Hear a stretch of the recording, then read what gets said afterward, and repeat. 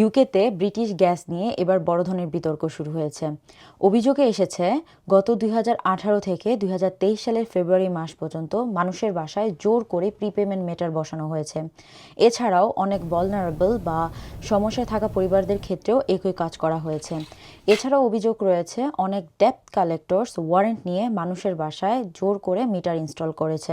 UK energy regulator অফজেম এই ঘটনার তদন্ত করে জানিয়েছে ব্রিটিশ গ্যাস সঠিকভাবে নিয়ম মেনে চলেনি এবং অনেক ক্ষেত্রে গ্রাহকদের যথাযথ প্রোটেক্ট করতে ব্যর্থ হয়েছে। এর ফলে ব্রিটিশ গ্যাসকে 20 মিলিয়ন পাউন্ড কম্পেনসেশন ফান্ড দিতে বলা হয়েছে।